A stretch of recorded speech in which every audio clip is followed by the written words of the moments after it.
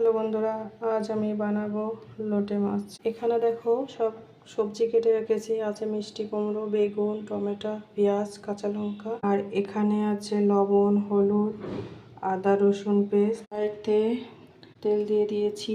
তেলটা গরম হয়ে গেছে। দিয়ে দেবো আমি জিরে ফোড়ন। ফোড়নটা দিয়ে আমি পেঁয়াজটা দিয়ে দিয়েছি। পেঁয়াজ আর কাঁচা লঙ্কা একটু ভাজা ভাজা হয়ে গেলে সমস্ত সবজিগুলো দিয়ে দেবো আমি।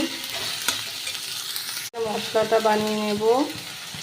এবার দিয়ে দেবো জিরে বাটা, দিয়ে দেবো লঙ্কা বাটা। পেঁয়াজটা আমার লাল লাল ভেজে নিয়েছি। এর মধ্যে দিয়ে দেবো একটা টমেটো কুচি। টমেটোকে দিয়ে কিছুক্ষণ নেড়ে চেড়ে নেব।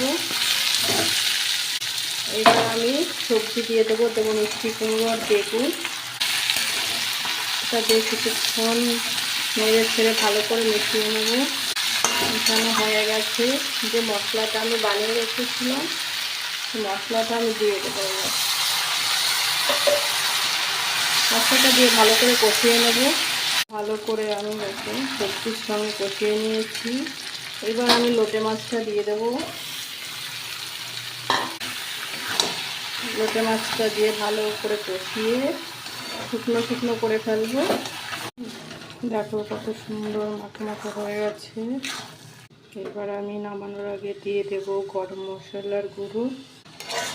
আর এটা ভালো করে নেড়ে ছেড়ে মিশিয়ে নেব। সবজি দিয়ে এভাবে যদি লোটে মাছটা রান্না করা যায় খুবই ভালো লাগে খেতে। এবার আমি নামিয়ে নেব। রেডি হয়ে গেছে আমার সবজি দিয়ে লোটে মাছ। তোমাদের যদি ভালো লাগে কমেন্ট করে জানিও।